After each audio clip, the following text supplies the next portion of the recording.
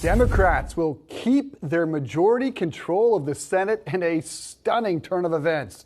Control of the House, though, still up for grabs, with election workers tallying ballots in several outstanding races.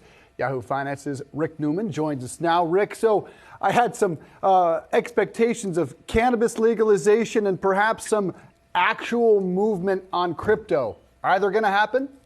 Well, cannabis is legal in New York, Dave, so, light it up, man.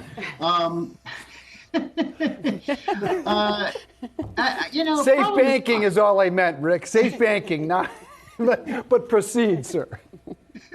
Probably not, because it does look like Republicans are going to squeak out narrow wins enough to take control of the House by probably just 3 or 4 or 5 votes.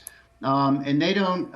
So we're going to have split Congress, and the idea that the Democrats in the Senate and Republicans in the House will agree on much of anything seems far-fetched. There will be some necessity spending bills they probably will be able to pass, things like defense spending and maybe other types of spending for different agencies. But there's not going to be any bipartisan legislation this year.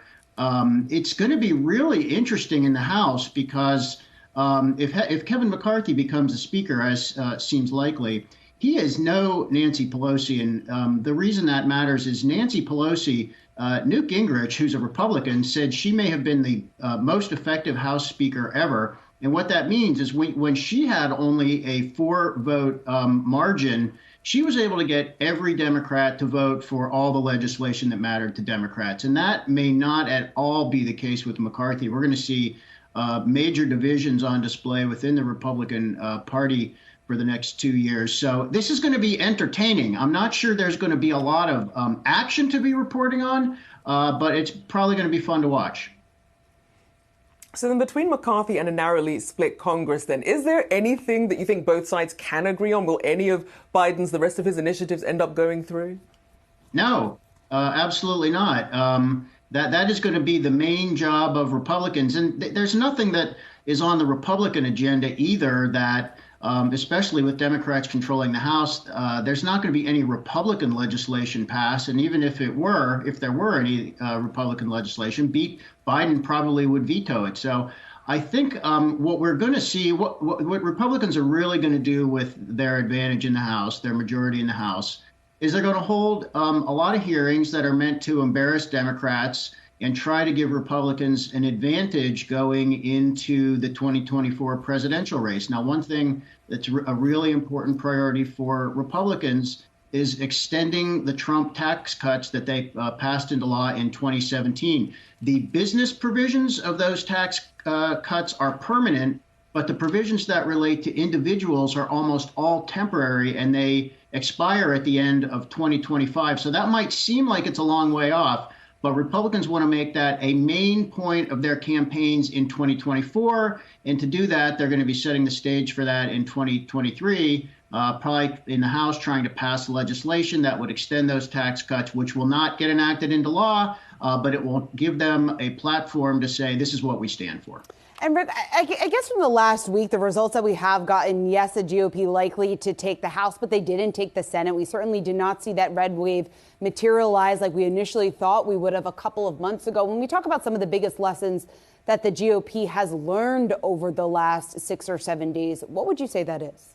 The thing that sticks out to me far and above everything else is they thought that high inflation was simply going to undo the Democrats.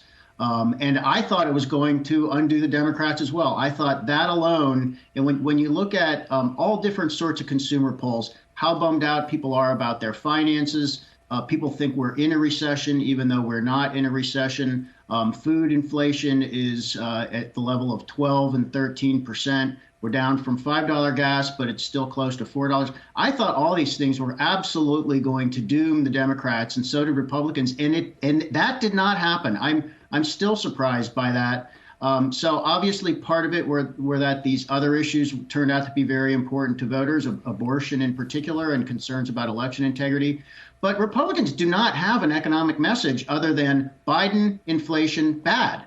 I encourage everybody to think to yourself, what do you think Republicans are conveying in terms of their economic message, what they stand for, and how they plan to make people's lives better? Obviously, Donald Trump just gets in the way, and Republicans are just going to have to grapple with this for the next 2 years because Trump has no new ideas either. All Trump ever talks about anymore is 2020, and voters don't want to talk about 2020.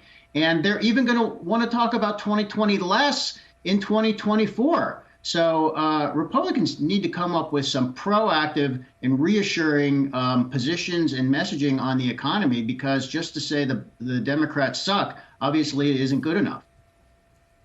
Certainly wasn't. We saw Gen Z didn't seem to agree with that either. A big thank you to Rick Newman for joining us this afternoon.